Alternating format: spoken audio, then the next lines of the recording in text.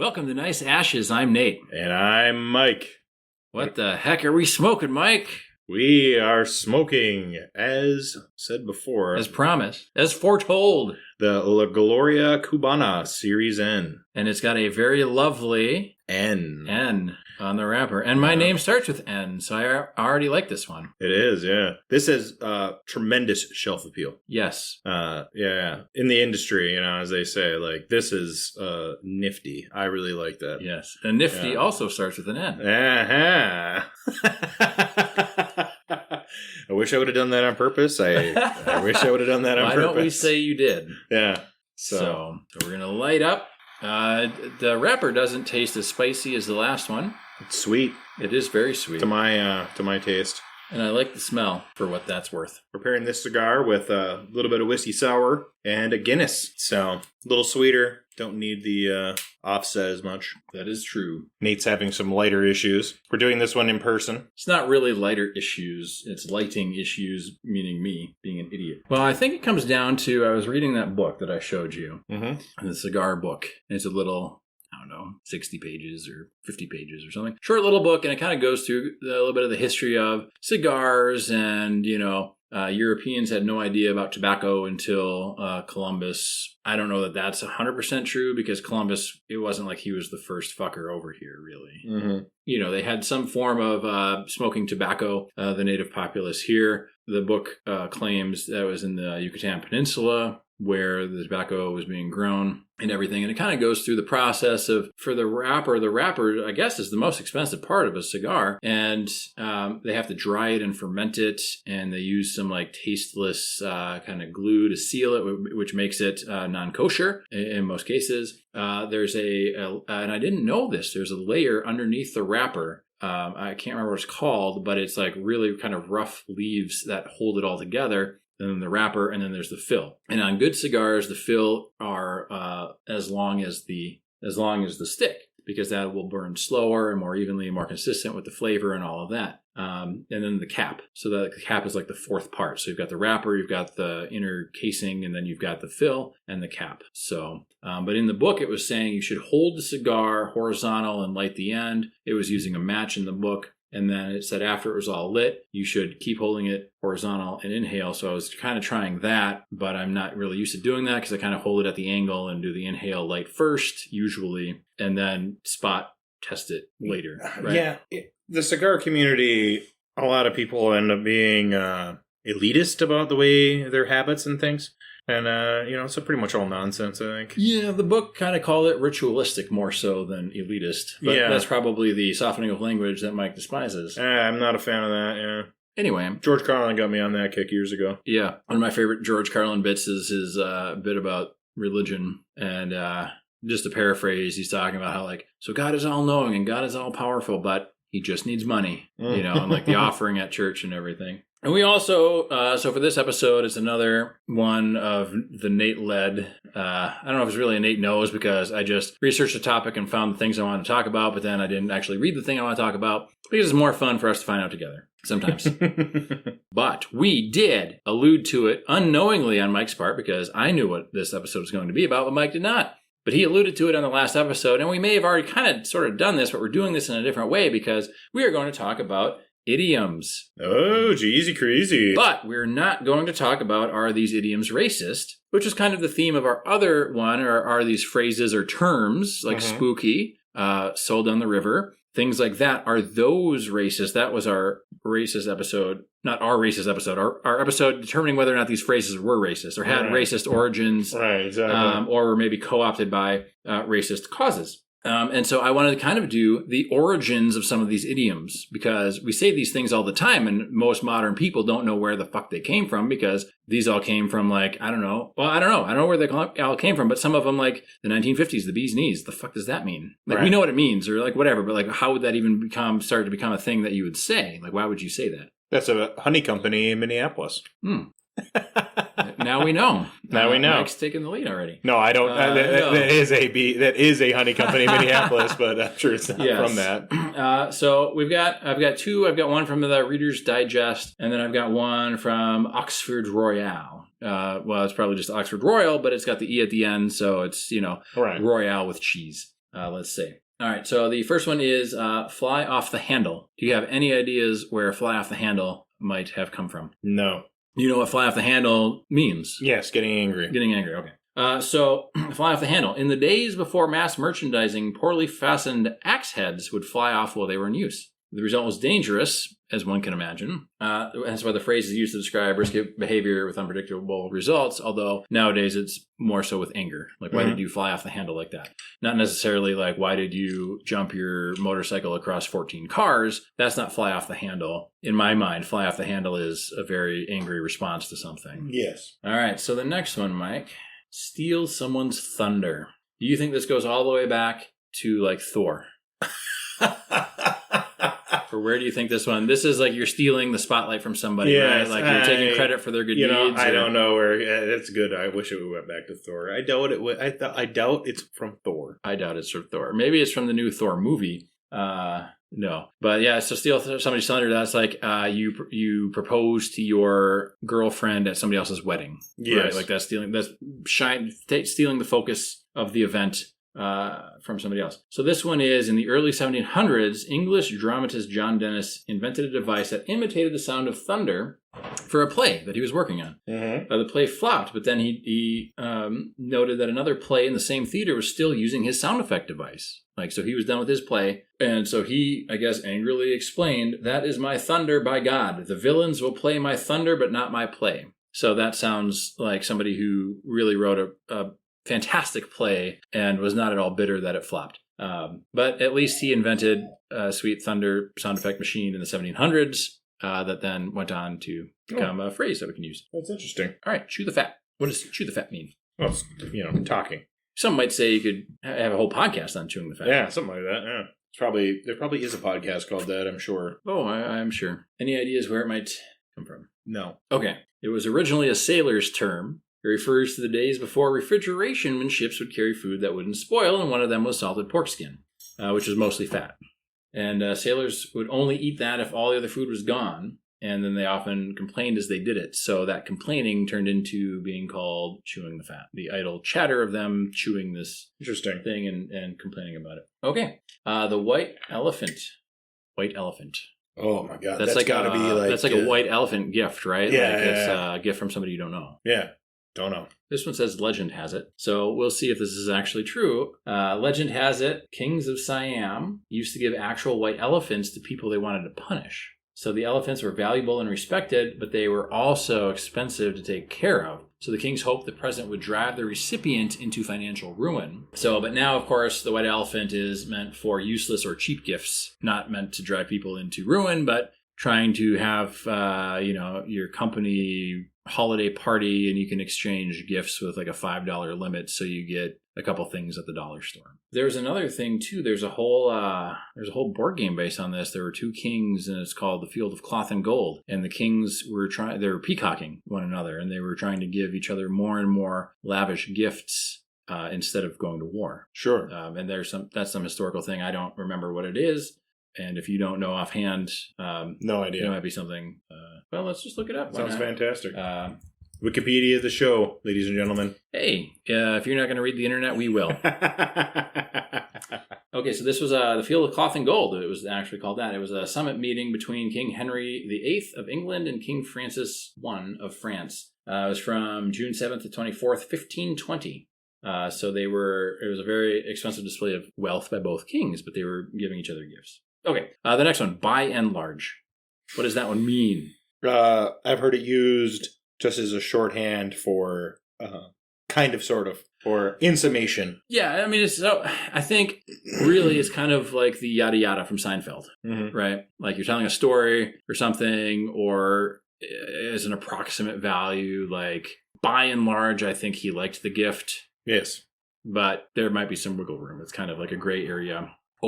Maybe it's a little bit over 50% positive or whatever. So sailors were first to refer to things by and large. The first part of the phrase refers to the nautical term full and by, meaning a boat was traveling into the wind. On the other hand, large means the wind is coming from behind. So by and large would mean the wind is coming from any direction, giving rise to the current meaning of in general.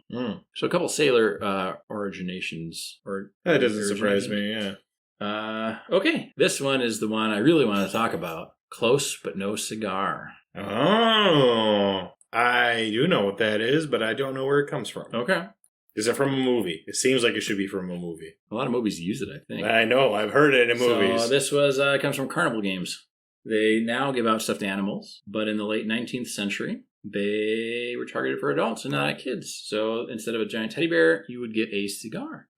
If they almost won but didn't earn the prize, they'd be close, but no cigar. By the 1930s, the phrase extended beyond the fairgrounds to everyday close shots. Oh, there we go. Okay, once in a blue moon.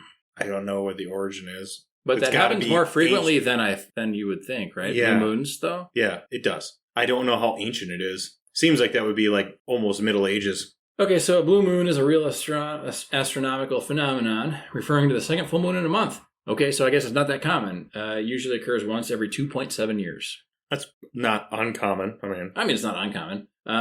So I guess that's just it. I wonder when it got first recognized. I don't know. Yeah, it doesn't really say, which is unfortunate. But this is the Reader's Digest version, so it's probably edited for time and content or something. Because a lot of their books certainly are. Never read one. I've seen them on a lot of shelves. No, you see them, but they're abridged, I think is the term, right? Yes. The abridged versions. So I'm not a fan of abridgment or censorship in any way, shape, or form. No. I don't think this is popular nowadays. Except for Avatar 2 Way of Water. I would watch the abridged version of that because it's far too long. There should be titty shots, and then probably a whale. Less of those. Less titty shots? More whale. I want Blue Free Willy. Okay. Yeah. Same Michael Jackson song, though. Anyway, Under the Weather is the next one. I mean, obviously I know what it means, but I don't know where. Given that two of these so far were from sailors, I'm gonna set this one up. Yeah, there's an underhand pitch at you. Okay, it's from whaling. Originally, sailors used the phrase "under the weather bow," referring to the side of the ship that would get the brunt of the wind during the storms. To avoid getting seasick when the waves got rough, they'd bunker down in their cabins, literally under that bad weather. Let the storm pass. Okay, give the cold shoulder. Again, I don't know. This one came out the same time incels did. No, that's a joke. That's a joke. All right, so this one, etymologists think the phrase originated from medieval etiquette. After a feast, hosts in England would subtly signal the meal was over and that it was time for guests to leave by serving a cold slice of pork, mutton, or beef shoulder. Oh, hey. So, have you ever been to a medieval feast? Medieval themed feast. Yeah. Oh, yeah. I just traveled back there. Yeah. No. I've seen them. I know there's places down in the cities. Oh, okay. Yeah. In college, I went to one. I was in a class called East-West Art History. Art history was a minor of mine, and because I'm a big fan of art history. Do you do any painting? Yeah, we did calligraphy. No, do you do painting still? No. You don't have that. You just an art appreciator? I'm an art appreciator, yeah. Contributor. So we had to do genealogy studies, and then we found period-appropriate costumes, and we had to sew period-appropriate costumes based on our genealogy, and then we had a little medieval feast with all of the medieval dishes. And it was very interesting. In an art room, by the way. It's like if you went behind the curtain, there would be like art projects half completed. Yeah. You know what I mean? It was just in like this huge... A naked model. Yeah, it was like a huge classroom, obviously, but it was very interesting. Mm-hmm. And I liked a lot of the food. I do like art. I know we're talking about the medieval feast. Yeah. I would be down. I think they do them. I don't know if they do them at the Renaissance Festival down in Shakopee, but I've seen, because usually it's like in a building, and they'll do like the jousting, right? Mm-hmm. They'll have like the tables, and they'll bring you the feast food and stuff. Are the ones that I've seen advertised online or whatnot. Medieval Times, which is not medieval times, but no. Yeah, medieval times. We should go to Ren Fair. I went to Ren Fair years ago. We usually go every year. Oh, yeah. I'd rather go to the Ren Fair than State Fair, honestly. State Fair is like way too crowded. State Fair is like crazy. Yeah, nuts. Let the cat out of the bag. Again, I don't know. It's not going to be good, whatever it is. Yeah, it's not. This is going to be a horror show, I'm guessing. I had a high school teacher. Can't remember his name. but that's okay. Protect the guilty, innocent, protect whatever. Protect one of them. He used to tell us stories of, as a kid, growing up on his farm or his parents' farm or whatever, he wanted to test the hypothesis that cats always landed on their feet. So he had a silo, as farms do, and he would bring these cats up part of the way up the silo and just drop them off the silo. And they, so finally he's like, okay, let's try the top, because they'd always land on their feet. And he dropped it off the top. He goes, yeah, it landed on his feet and ran away. So then I had to figure out, in true like Mythbuster style, what would cause a cat to not land on its feet. So he threw it down at the ground, it bounced off the side of the silo and splat. Anyway, let the cat out of the bag. This is, the answer may lie in medieval markets where people used to sell piglets tied in bags for farmers to carry home. A shady dealer might swap the piglet in the sack with a less expensive animal, such as a cat. So when you let the cat out of the bag, you're exposing the con to everyone. I see. That's crazy. Piglets in bags? Well, I'm sure they're not the plastic Walmart bags of today. Yeah, I'm sure they're burlap or something. That's psychotic, though. Well, people were a lot harder then, for sure. Well, much harder than I am. The Crusades and much harder than I am and stuff. So, the 7-Year Itch. Is that from the 7 Years' War? I don't know yet. We'll find out. I wonder. I know it's a Monroe film. Oh, Marilyn Monroe. 7-Year Itch is what? After 7 years of marriage, the saying goes, I don't know if it's just the men get the itch to... I think it's both, right? It's supposed to be both. Maybe. I don't know. Maybe I'm just too much of an egalitarian. Maybe you're too progressive. A lot of the weird stuff I read about American culture in the past really...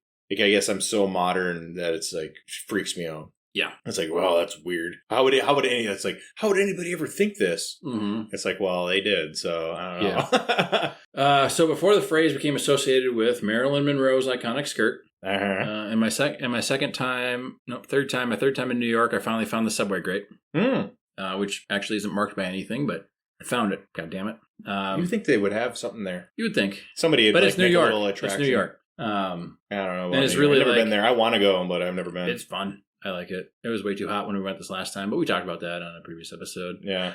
It's fun. I like it. I like going and visiting big cities. Yep. I don't think I would want to live there. Never really been to a mega city. Denver, but Denver's no bigger than Minneapolis, really. Yeah. I mean, Minneapolis is fairly big if you go down into the heart of it, right? Yeah. But Minneapolis is fairly spread out for a big city. New York is fairly spread out, but it's big everywhere, right? Right. Because the population is just massive. The term originally referred to scabies, an itchy infection caused by mites burrowing underneath a person's skin. Its 7-year moniker referred to how long the bugs could linger. So, scabies. Interesting. Which I don't think is much of a problem anymore these days. No, I think that modern hygiene has solved a lot of that. Yeah, except for the people that shop at Whole Foods. Please use some soap. Oh, God. I've never been to Whole Foods. You don't need to. Do you want to spend twice as much on an avocado as anywhere else in the world? Do you want to smell disgusting hippies while doing so? Please.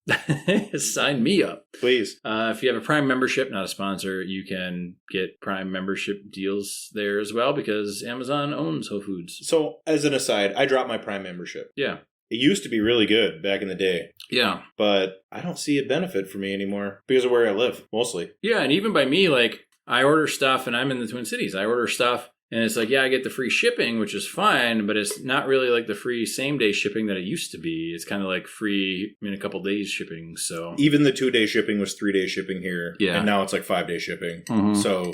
Is that if it's an emergency? I don't need to order a $5 thing. I can wait. Yeah. Or I can go somewhere in the region and find it.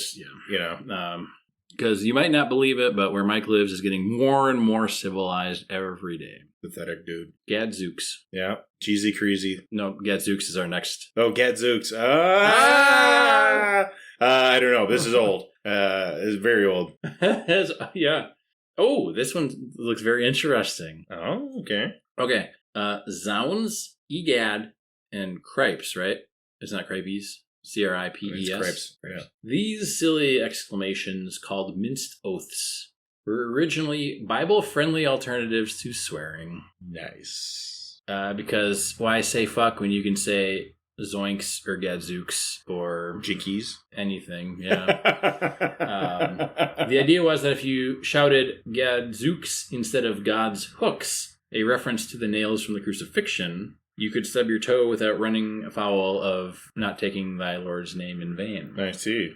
I've never actually heard the nails referred to as God's hooks. No, I think it's pretty old-timey. An old-timey That's pretty old-timey. curse word. Yeah, I say GDMF. Yeah. Yeah. Other minced oaths, gosh. Yes. Which is for God. Jeepers, which is for Jesus. So Christians have been shouting Gadzooks since the 1690s. Those are some good years. All right, this one, and I've got, and this is actually, this will take, because this is one of those that Christians will use to guilt you into supporting abusive family members. Blood is thicker than water. I've heard a lot of stories about this, and I'm probably going to get it all wrong in my head because it's all bro science, obviously. But I've heard that it's been misconstrued to a certain extent. It's been construed the exact opposite way. Yeah, I think you probably explained this to me. I think I did. When we were both it's one of my favorite inebriated. It's one of my favorite things to bring up to people because people will say, well, they're my family. And then I always bring up well, you've heard blood is thicker than water, right?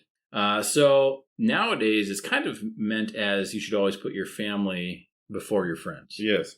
But the full maxim is the blood of the covenant is thicker than the water of the womb. Mm-hmm. So if we break that down, what does it truly mean? It means the friends you choose and have covenants with. I mean, and covenant is kind of an Old Testament kind of term, right? But like water of the womb doesn't really mince any words about what this maxim thinks of familial ties. Yes. Have you ever heard the song "Blood is Thicker Than Water" by Black Label Society? I'm sure that I have. It's good. I'll have to re-listen. I've been trying to go back and work through some bands that I've listened to kind of in passing. Mm-hmm. But I'm kind of like going back and re-listening to a lot of them, like Queens of the Stone Age currently. Mm-hmm. There was a guy who was on a cake kick at the alley the other day. Cake's good. Cake is great. I was like, God damn, there's a guy who's like somewhere between 30 and 50 who really likes cake. Yeah. Cake is really good. I really love, have you heard Common People by Pulp? Well, I probably have. It's a fantastic song. Okay. It's, I don't know. I mean, I guess it could kind of be like an incel like anthem, I suppose. But like one of the lines is like, this guy is a male singer, male vocalist, and he likes this woman, and she's like, "Oh, I really want to just sleep with common people," and he's like, "Common people like me?" And she's like, "No." Yeah. But it's kind of a interesting take on kind of like class or castes. Yes. Okay, till the cows come home. I've heard it many times, but I don't know. Okay, and have they ever come home for you? Mine have not. I never had to raise cows, thank God. I know people that did. I just had to tip them. I learned. I know many people that had cows, and it's not something that I wanted to do ever. All right, so this cows were often milked in their barns at night, and now I feel like that is one nice ash. Now I feel most farmers milk them in the early morning? They milk them twice a day, morning and evening. Okay, so I'm crossing that off my list of jobs I want to do. So the cows, milking the cows in the barn at night was one of their last tasks of the day. So the expression has been around since the late 1500s and is likely to continue until the cows come home. So that wraps up 14 from there, and we've got 20 on this next one, but some of them might be duplicates, and we will skip those. Perfect. Now we're on to Oxford Royal. It's kind of like the when you see the sign and it says ye olde. Yeah. It's really pronounced the old because the Y was a TH sound back in that era. And the E was superfluous like most British spellings of fucking words are because they add U's to everything. But I know it's a direct result of where I grew up, which no listener knows. Ha ha. I fucking hate tourist attractions and tourist towns with an undying passion. I hate it. Yeah. I hate it. I hate touristy stuff. I hate the tourist towns where there's 25 stores in the downtown area of shit. And it's like all little like knickknacks. Knickknacks. Widgets, little like signs of lake life or at the cabin. Yep. Some of them have cool stuff in it. Don't get me wrong. I think I gave Sarah a couple. Yeah. I found some incense that were made in Oregon. And they were really good, like really high quality. But now you're spending $20 for a tin of incense. Yeah. It's like insanity. I can go to the hippie store. Insanity? I don't know. I have 2 kids now, so I'm like extra dad jokey. Oh, you gotta be. Yeah. So we're at this brewery in Hopkins that we used to go to, but we went down there because we were looking for some stuff, and they got a lot of antique shops, and they got a really sweet record store. So we're at LTD Brewery. It's not a sponsor. The really sweet record store is Mill City Sound. I picked up 2 greatest hits of Bob Dylan. I'm not a Bob Dylan fan yet, but I'm going to listen to those. And then I got, for my birthday, I got a sweet box set Bob Dylan, like studio recordings with freaking Johnny Cash of all things. Oh, yeah, they did a lot of duets and shit. Yeah. And have you listened to North Country Girl yet? No. One of my favorite songs of all time. And I'm still going to go back and look for Greatest Hits 3, and I'm going to look for the one that has North Country Girl on it. Yeah. No, that's a solo. That's not the duet. But the solo is really good, too. Yeah. Freewheeling. Yeah. Freewheeling, yeah. I'm going to look for the Freewheeling album. It wasn't there. But they go through inventory so fast that you go back. Like, I was looking for Screamin' Jay Hawkins' At Home, the record that's got I Put a Spell on You. He was so fucking wasted when he recorded that in the studio. It was supposed to be a ballad, and he was so fucking wasted, he took it up a notch and did all like these screams and like grunts and stuff, and he fucking forgot about it. It went #1, and he had to listen to his own record to know how to play it live. Nice. Because he was like blackout drunk when he was recording it. And I looked for months, so maybe almost a full year, and they finally had it in because they circulate through their inventory. Sure. So anyway, at the brewery, I bought a hat that I thought was pretty baller, and I bought one for my daughter. They had one of her favorite color, and then I bought a little onesie for my son, and then a shirt for Sarah. And we're going to checkout, and I'm wearing the hat, and the bartender, beer tender, whatever they call him, was like, "Oh, that's such a dad hat," and I'm like, "Yeah, I got 2 kids." Yeah, like duh. Yeah, you have. But it's also a fucking baller hat. Like, I don't know if she said it like in a bad way or like a good way. Like, some people like dad bods and some people don't. So I'm like, I don't really know how to take this. But you sell it. Was she younger than you? Probably. Yeah. I mean, you have the 10 head. I mean, I have the 5 head for sure. Yeah. Easily the 5 head. You have the 10 head. That's true. I'm past like being cool now. No, I mean, I don't care. But like, there's a cool color combo and stuff. No, I like she cool was just stuff. like, that's such a dad hat. And I'm like, okay. Yeah. Dad hats are cool stuff. I don't know what to tell you. I don't quite know how to like take it because I wasn't sure how it was intended. Right? Like, oh, that's such a dad hat. You know, like, hey, yeah, cool. But like, that's such a dad hat. I don't know. Anyway, that's what puns will get you. So this next one is Play It By Ear, which is kind of what we do every episode. More or less, yeah. I don't know what the origin of this is. I don't know the origin of any of these. You don't have any idea where Play It By Ear might come from? No, Nate, I don't know. I'm sorry. What am I supposed to tell you? Music, dude. Well, I figured it came from the recording industry of some kind, but what do I know? It could have came from Shakespearean plays or something. Yeah, I suppose. They had music back then, too, though. Well, they had theater and music, you know. So its origins of music means to play music without reading sheet music. Okay. Right, so play by ear. The phrase kind of dates back to the 16th century, but it really kind of came into the present use in the mid-20th century America. It says primarily referring to sports, which is weird because I would think that it would be it would be like, I'll get you a picture with that ash. She's got such a nice ash there. With jazz, with the advent of jazz, you would think Play It By Ear would have more to do with jazz than it would with sports. I tried to get into jazz when I was in college, and I didn't get into it then. I played in a jazz band. Really? In college. Like freeform or? Yeah, I mean, we had sheet music and stuff, but we'd alternate solos and stuff. I'm not really good at the playing by ear and solo stuff, so I never really got a solo, but it was fun because you can do like the looser time signatures and stuff. So my biggest problem with jazz was I always thought it was more background music than I've got a record. Something I'm going to sit down and listen to. Yeah, I've got a record for you to listen to. Okay. By Keith Jarrett.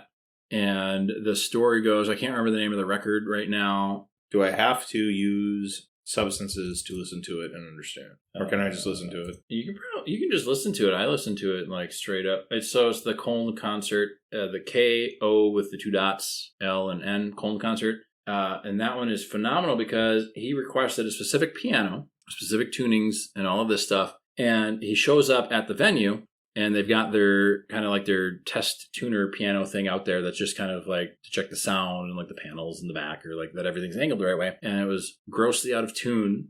A lot of the keys didn't work, and they could not get another piano in there. And this guy goes, "It's all good, I got it." And he bangs out this amazing record that he wasn't even intending to play. He had this piano that was out of tune with keys that didn't work, and it's like freaking phenomenal listening to it. And you can hear the crowd, and the crowd is like going nutso for this like jazz piano. And so I think what makes that one good is you need to know the story behind it. Right. And then you're listening and you're like, holy fuck. Like this guy's like, can you imagine? Like, look at any professional sports player, and if one guy's not playing right, he's like, oh, he threw off my whole game. And this guy's like, oh, this piano only works like 40%. No problem. Oh, yeah. Like, that's very impressive. Mm-hmm. Very impressive. So Mike's a little bit ahead of me. He's past his N. I'm almost to my N. I am past the N. It is fantastic, by the way, very, guys. very good. It's sweet and dark. Very good. Is a favorite of the show. I like sweet and dark. The Spanish was spicy. Yep, which I liked. Dark. It was dark, but not as dark as this one. Not as dark as this one. Yeah, this one's darker. This one's dark. But the Spanish box was good. It was very good. This is also good. This is very good. Raining Cats and Dogs. I hope that it's medieval. I don't know. Yeah, I hope it's not literal. Yeah, I hope it's like something from the plague. The origins of this phrase are obscure. It was first recorded in 1651 in the poet Henry Vaughan's collection Olars Canis. Speculations range from medieval superstition to Norse mythology, but it may even be a reference to dead animals being washed through the streets by floods. So that would very well be medieval. Could even be before that. Modern day Detroit. Yeah. Modern day Detroit. Oh my God. Did I ever tell you that I looked at a house in Detroit when I was in college? So my friend and I, we were internet lurkers, as everybody was at that time. Early days of the internet. Well, it wasn't mid days of the internet. It was like internet 2.0. It was post pop-ups. Yeah, it was not 1.0. It was 2.0, pre 3.0. But they had houses for sale in Detroit, and you could bid online on them. Okay. And we were looking at this house, and it wasn't just one house. We had like a little bit of money in the bank or whatever. Yeah. And my buddy and I figured out that for like $10,000, we could buy a whole block in the city of Detroit because every house was $900 to $1,800 for the whole block, and everyone was abandoned. Probably smart to not have pulled the trigger on that. We were talking about Bitcoin at the same time, and I guess we should have bought some Bitcoin. But, poor college kids have demands. Yes. Can't do something to save my life. I mean, you don't know what that one is? I mean, I know what it means. I know you know what it means. I don't know any of these. I was hoping that I knew one of them. I know. Okay, so the origins are in 1848, Anthony Trollope first used this expression. He said, if it was to save my life and theirs, I can't get up small talk for the rector and his curate, which I don't know what the fuck even means. So that's like church talk. And so I'm not interested in that. Let's move on to the next one. The rector is not the priest. He's like not a bishop either. He's somewhere in the middle there. I'm going to turn a blind eye to that one and move on to the next one, which is turn a blind eye. Nice segue. Yes. So this expression is... I hope it starts with Odin. I want it to start with Odin. It won't, though. It is said to have arisen as a result of the famous English naval hero, maybe you've heard of him, Admiral Horatio Nelson. Oh, who hasn't? Who during the Battle of Copenhagen remember the year? Nelson. No. 1801, is said to deliberately raise his telescope to his blind eye, thus ensuring he would not see any signal from his superior, giving him discretion to withdraw from battle. Nice. So he did that to stay in the fight and show no quarter. Nice. For those listeners who don't know who Horatio Nelson is, you should read the Wikipedia or do whatever. It's very interesting. All these old-timey military leaders. Very interesting characters, all of them. There's a fat chance of me doing that, which leads me to our next one, which is fat chance. Nice. I'm just kidding. I'm just working all these in. I'm trying. I know. I'm trying. The expression or the origins are unclear, but the use of fat is likely to be a sarcastic version of slim chance. I have no idea what sarcasm is.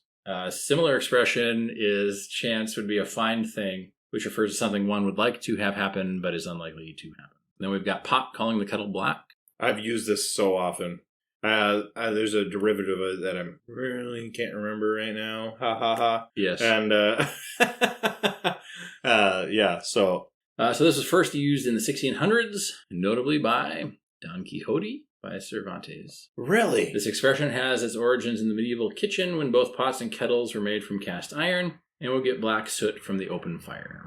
Head in the clouds. Used since the mid-1600s. It's kind of unclear beyond the obvious of somebody who's a bit of a fantasist or having, things. And this was before aviation, so there's not really much mental health issues. Is that what history you're and, trying to? No, it insinuate said something there? about, like it's fantasy, like, imagination type stuff. This next one you should know, except what you think it is actually isn't. Okay. Mad as a Hatter. Okay, yeah, I know where that came from, but if you told me that it's wrong, then it probably is. Where did it come from? The hat making industry back in the day. You're right. I thought you were going to go with Lewis Carroll's. No. Yeah, that came from the hat making industry because they used beaver pelts and they used crazy caustic chemicals. Mercurous nitrate in felt hats. Mm-hmm. And so they had chronic mercury poisoning, these hat makers. And then mad as a March hare comes from the behavior of hares during breeding season. That makes sense. Run and leap. But yes, Lewis Carroll's Mad Hatter character in his Alice in Wonderland book kind of maybe popularized the phrase more so, or did more to bring it back, or something. Yeah. It very clearly made it more commonplace to say. I learned something the other day, and this is related. Yes. So, we all know the Greek gods, and the Roman gods. Vulcan and Hephaestus were the gods of ironworking, smithing. Okay. And they were lame. They had lame legs, and they had good, strong upper body strength and all that. And they were, of course, married to Aphrodite. Yep. Or Venus. Because who wasn't at the time? Because, well, it was a punishment. Doesn't matter. Long story. So, it was a punishment from... I'm just trying to trigger Mike over here. Yeah. So, but yeah, the god of smithing had lame legs. Okay. What was the origin of the god of smithing having lame legs? Because why would the, smiths, you think of a smith nowadays, like big brawny guys with beards and their fires and all this. Why would they have the god have lame legs? Be lame. Because they didn't stand and have workplace ergonomics. That would be very good. But the dark side is that in the early Iron Age, one of the easiest ways to smith iron was to add arsenic to the mix. Okay. And that would cause their legs to go lame. Okay. So a lot of smiths, by the time they got older, would have lame legs. Okay. I thought that was so interesting. Yeah, I didn't know that. I was like, that's weird. I thought for a second it was going to be adding like blood to the metal. Mm-mm. But that's blood of the enemies, not the smith. So. Oh, yeah. All right. Driving me up the wall. No idea. I'm glad that I got one. I'm so happy I got one. It says there's no clear thing. So why would you put this on here? Because there's 20 English idioms with their meanings and origins. And the origins is it's unknown. Mm-hmm. So don't put it on your list, I guess. Call it a day. I'm going to guess that's from factory culture in the Industrial Revolution. The original expression was call it a half day. First recorded in 1838. In a context meaning to leave one's place of work before the working day was over, and call it a day came later in about 1919. So just probably a shortening of the original expression. Yeah. Hey, I got one right by accident. Yes. Knight in shining armor. I have no idea where this one might have come from. Is that from Arthurian legends and shit like that? The phrase... This says the phrase harks back to the days of Old England. Wouldn't it be the phrase harkens back? I think so. Again, I'm not an English professor, so don't take my English. I'm not an expert in old-timey English. This is most likely to be Victorian fantasy, as this was in the period when the legend of King Arthur and Court Camelot was the highest. But as we all know, nowadays, Camelot is a silly place, and we shouldn't go there. Yeah, I read, Wizarding 2.0 or whatever. Have you read those books? No, I haven't. Yeah, they're great. Okay. It's so stupid, but Sarah, I got the first one, because I've wanted to listen to it a long time, and Audible had a sale. She listened to about 15 minutes of it. Yep. I listened to all, 9 of them. I was like, this is great. I have to check so that stupid. All right, know the ropes. I'm guessing it's a boxing thing.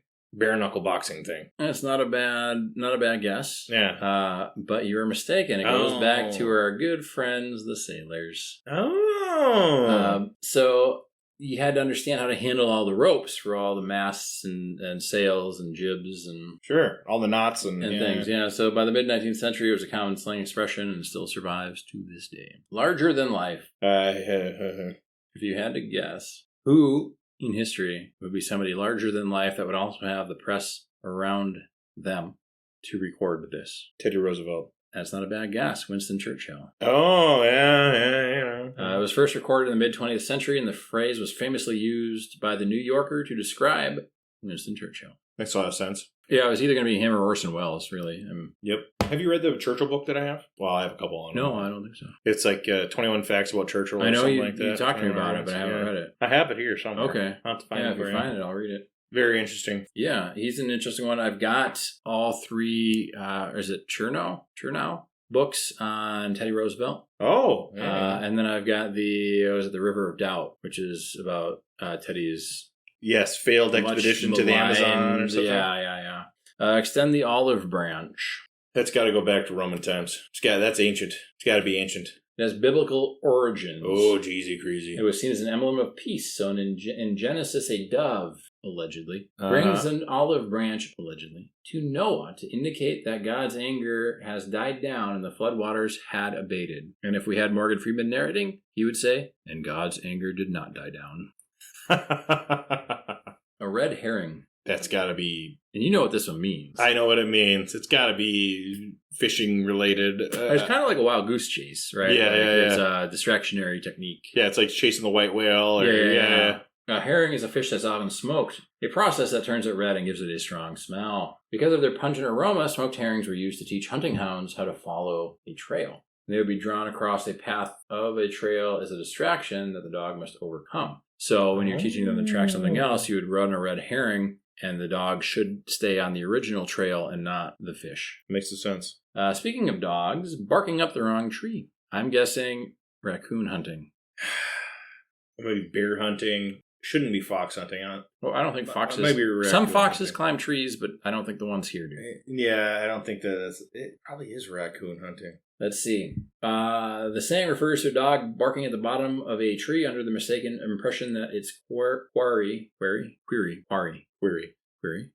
It's query. Query is a question. Quarry is a mine. Well, Quarry. Yeah, it's quarry. Like we said, we're not English professors. We're just two dudes reading the internet to you. Yeah, two barely literate individuals. Yeah. We're very literate, but not good at pronouncing words we read. Quizwatch, Heterach. Herodotes. That's my favorite one of all time. Herodotes. Yeah. And is it Harkonnen or Harkonnen? We'll never know. We'll never know. Okay. Bite off more than you can chew, which is what we're doing right now. I mean, who knows where that came from? It dates back to 1800s America when people often chewed tobacco. Sometimes the chewer would put into their mouth more than they could fit. And still do to this day, because I've seen them at like truck stops.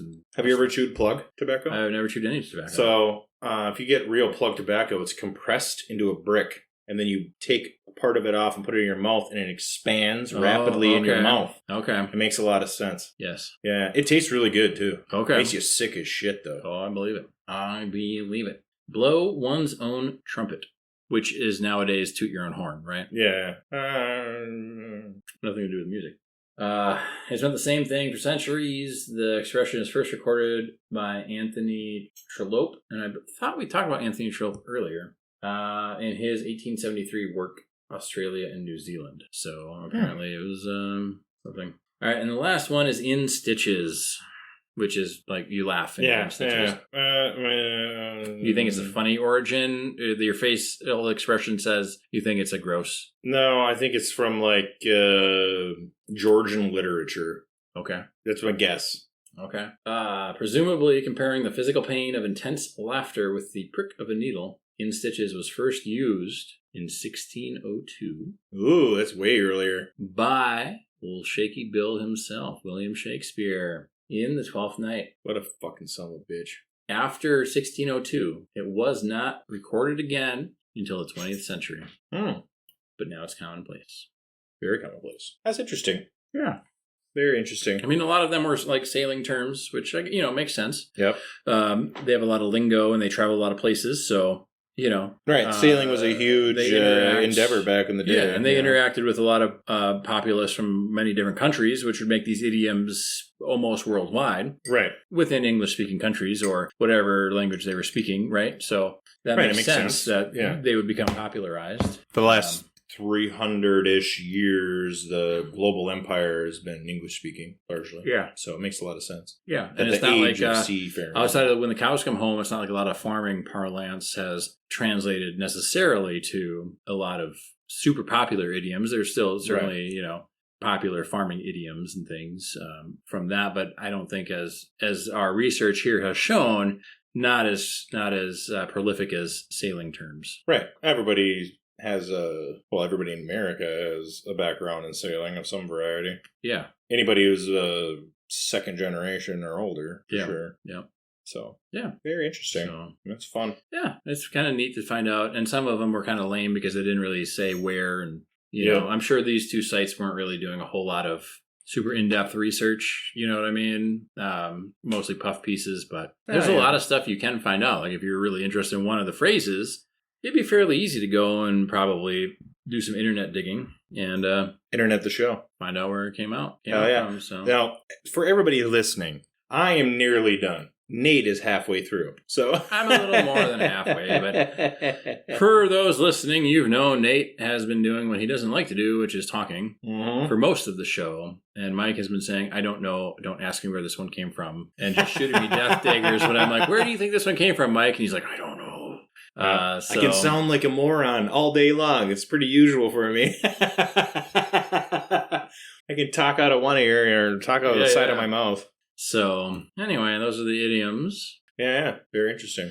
And from what I understand, we're not supposed to use idioms in a workplace environment anymore. Yeah, we talked about that briefly last episode. Yeah. So I thought it was very fitting that the next one that I had picked was kind of the origin of idioms. And I kind of like doing the general overarching origin of idioms, maybe more so than is this idiom or phrase or term racist. Yeah. I thought the racist one was very interesting as well because some of those origins very clearly were, but most of those origins were Americanized origins for some of them. So it was kind of oddly specific to one country instead of, Right. A lot of idioms are local or regional too, because I've used the term... or the idiom, good for the goose, good for the gander. Yeah. And I've had many people look at me like I'm talking nonsense. Yeah. It's like, well, you've never heard this idiom before? Yeah. Like, you didn't grow up here. Yeah. Where do you think that one comes from? I don't know. Should we find out? Absolutely. Why not? If it's one Mike uses. It is one that I use. You should know. That's my sound for the internet does not know. You've heard that before. I've heard it. It's saying like, where did it come from? Yeah. It's not saying what does it come from. It's what does it mean is what it says. Oh, here we go. Etymology. 1670s. Figuratively using goose gander for women and men is literally meaning that the same sauce applies equally well to cooked goose regardless of sex.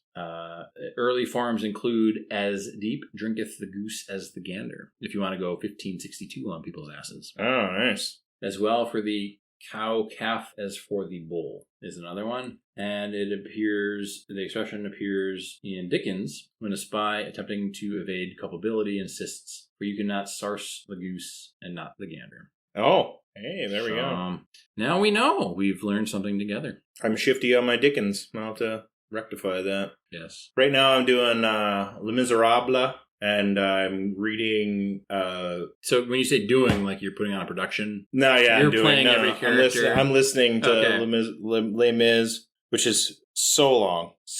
Yeah. And I'm breaking that up with some Frederick Douglass. Okay. I really like Frederick Douglass, and his various works are illuminating about the past. I find it very interesting. Okay, I'll have to read some Frederick Douglass. Yeah, it's great. It's very interesting. I hit a little rough spot where he was like, bumping himself up like really big. Yeah. And I was like, my modern context and of course my modern culture is like, oh my God, dude, stop talking about yourself. You're so fucking great. Yeah. But the context is he's like an ex-slave and he's talking to these racist white people and he's like, hey guys, I'm just as smart as you guys. Yeah. And this is a different context of modern times. Yeah.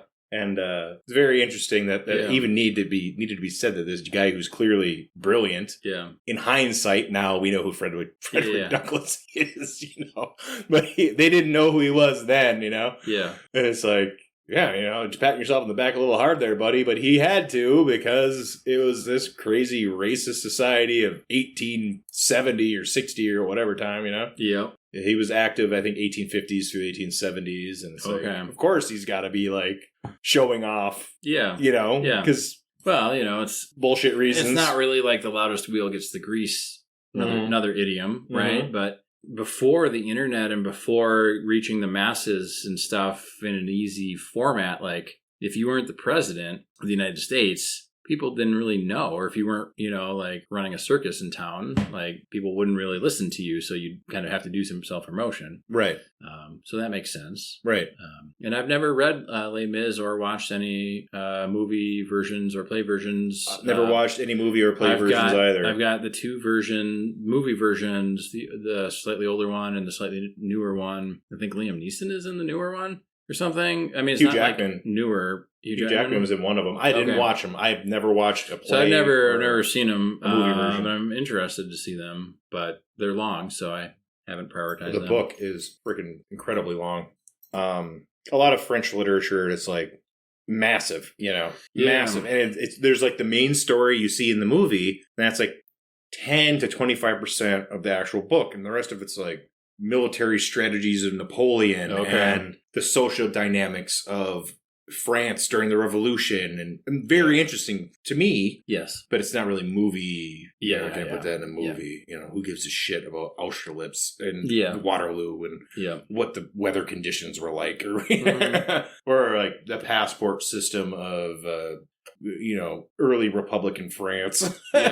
Which is interesting to me, and it's important to the story. There's a lot of backdrop. Yeah. Have you read Doctor Strange and Mr. Moreau? Okay. I tried. One of my other buddies really enjoys it, but I feel like you would enjoy it because you like the Victorian Georgian. I do, yeah. Style, and it was like maybe I'll have to give it another shot, but it was kind of like super mundane, and I was like, this feels like they're describing like a rainy day in England for hundreds of pages. There's a lot of subtext, like if you read Georgian literature, especially, or even Victorian literature, like George Eliot. It's subtext. You have to understand the subtext of what's going on. Yeah. They couldn't outright say certain things, so they had a roundabout way of explaining, and having like footnotes that explain the context is super important. Oh, okay. Especially this is a more modern book. Okay. But it's in that style. Where Yeah. I was just like, maybe I'll have to give it another shot. Right. Maybe we'll have to read it for the show or something. Yeah. It's kind of like, what am I thinking about? Holden Caulfield. Now I can't remember the name of the fucking book. He only wrote one book. It doesn't matter. But it was, Look up Holden Caulfield. I can't remember the name of the book. We do have the internet here. Yeah. Like an idiot. I can't remember it. Well, Holden Caulfield is a fictional character in the works of J.D. Salinger. Yes, the book. Catcher in the Rye? Catcher in the Rye. Okay. The first time I read Catcher in the Rye, the whole story went right over my head. Because I'm reading it in like the context of the early 2000s as a teenager. Yeah, if I ever read that one, that's when I read it, but I don't. Yeah, I'm missing the subtext of like 1950 America and like the rebellious spirit of what's genuinely happening. The first time I read it, I was like, oh, this is just like a rich kid going on a holiday. Okay. And it was like, all that like undertone of rebelliousness and talking about prostitutes and pimps and drug dealing and all this crazy shit. Yeah. That was not talked about in 1950 in a major literary work. Yeah. And that's why it got banned. There's a lot of subtext to it that I missed. It went right over my head. Check that one out. Maybe we should do that one on the show too. Certainly could. It's quick. I don't know that I've ever read it. Quick. So. Yeah, it's a quick one. I need to read Great Gatsby again because I've read it 2 or 3 times. Pretty good. I've never enjoyed it. I was like, okay, there's a fucking green light at the end of a dock. That's cool. Yeah. I just don't get it. Yeah, I do really enjoy the Baz Luhrmann version of Great Gatsby with Leonardo DiCaprio. Have not seen it. Very, very good. Party fall. We got a dirty table now, guys. We got a dirty table, but I was told it was A-okay. Oh, were you? Okay. I was, you weren't threatened this time? No, because somebody said they hated this table. Oh, well, they hate everything. Sometimes, me too. Not that me too. Right, I was going to say hashtag me too. I didn't want to go there, but you went there, so here we are. Yeah. So a lot of this literature is very interesting. It's kind of like the Three Musketeers. I love that one. Yeah, what I want to do is I would like to read The Count of Monte Cristo. It's good. Because I very much enjoy I think it's late 90s or early 2000s film. Yes. Which is very good. But there's an older version and an older version and an older version of the movie. And from what I've read online is none of the movie versions have the same ending as the book, which I'm very curious to read the true ending. I will not ruin it for you. That was the only surprising part of the book. Okay. For me. Yes. Because it's kind of in the zeitgeist of what the story is. Okay. So, if you have to put yourself in an imagination state where you don't know the story. Because we all know the story. Yeah. Even if you haven't seen one of the movies, you know the story. Yeah. I mean, it's a classic story of betrayal. It's a classic story. It's a classic story of betrayal and revenge and redemption and forgiveness and all these wonderful things. And we all know it. Yeah. So it's very... I found it very entertaining. Okay. I like Dumas. Dumas is a very good writer. All right. I have not read any of him, but I'm very excited to read Count of Monte Cristo. Yep. That was one of my go-to films in high school. Oh, sure. In college. I was like... Man in the Iron Mask. I love that one. Yeah, Man in the Iron Mask. Pretty good. I think I've only seen that one once or twice, so I definitely have to revisit that one at some point. Robinson Crusoe. Okay. I was obsessed with that when I was young. I needed to reread it. Yeah. Now that I'm older. Yeah. Now that it's not just like a weird adventure tale where this guy beats the odds. It's there's got to be a lot of weird just stuff. I'm glad we did Lord of the Flies on the podcast. I'd really like you to read or listen to The Dawn of Everything, which I read, which was a slog. Mm-hmm. It was very interesting, but it's nonfiction. Right. So, and they go into great depths on, archaeological things and very, very ancient civilizations to try and figure out if they weren't egalitarian. Oh, okay. And things. And I don't know. I haven't read Sapiens. Either have I. But my brother really enjoyed Sapiens. But what I've read is Sapiens is a very pessimistic view on kind of the origins of humanity and inequality. Okay. And Dawn of Everything is a bit more optimistic and maybe brings in some newer archaeological finds to kind of counterpoint it, because a lot of the origins of humanity comes from Europe, right? Europe and maybe Africa. And I mean, all life started in Africa. The dawn of our culture comes from Europe, and that skews our perspective heavily. Yes. And so the Dawn of Everything really focuses on pre-Columbian native peoples in the Americas. Sure. Which is very fascinating. Very and ties stuff, into some European early things that have similar ties and things. So very, very interesting with that. Anyway, gang, I am done. Yes. Nate still has 2 inches left or so. But we're not going to torture you with listening to Nate puff, puff, puff, puff. So I really like this one. It was fantastic. I'm trying to decide. I really like the spice of... They're two totally different cigars. They're very, very different. This is not the same at all. They're not comparable, but anytime we do a series like this where we are smoking several from the same brand, right? It's kind of like, I like to try and pick, if I have a favorite, like we did with the Gurkhas. Yep. And the Gurkhas were, I would say they were fairly similar cigars, not necessarily in our enjoyment of them, but they weren't night and day, yes, the last one and this one, right? So these two are great. So I'm trying to think when would you smoke the last one versus this one? Well, let's compare. And maybe it's a taste preference. This is similar to a Series R, but the Series R is less dark and less sweet. Yes. And this is very dark and very sweet. Yeah. And the Spanish is spicy. Yeah. So it all depends on your mood. If you want something spiced, a little pepper, that's what you want to go for. But would you pick the N over the R? No, I like the R. Better than the N? I like the R. The R is one of my favorites. Okay. Yeah, I like the R a lot. It's less complex than the N. Because the N's This is more like a philosophical stick. Yeah. It's sweet and dark, and it's very interesting with the way that they play off each other, and the R is just dark and smooth. And that's bread and butter for me.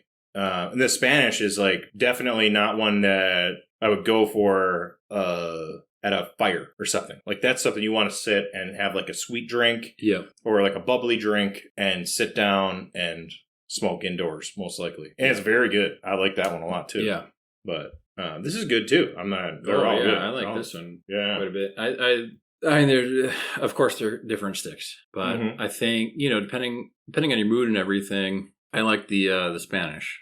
Yeah, I mean, I like this one too. Right. Don't get me wrong. No, I like this one as well. And I'd have to smoke the R again probably to get a full, because that was season 1 that we smoked. Yes, the R. So, but I remember really enjoying it. Yes. Well, we can smoke one again. I'm pretty sure I got a couple downstairs. Yeah. So anyway, both good sticks so far. This N was very tasty. Absolutely. And recommend higher than a Gurkha. Yes. Almost any of these would be recommended higher than a Gurkha. But how is the price point on these? Are they much higher than a Gurkha, or are they about the same? They're about the same. Yeah. Well, then go for these. Yeah, absolutely. Forget the Gurkhas. Nah. Unless you don't want something that complex, I guess, or tasty. Right. Well, they're darker too. Yeah. So if you're not as into the darker cigars, that's fair. Yeah. So anyway, thanks for listening, and catch you next week. Be safe. Have fun.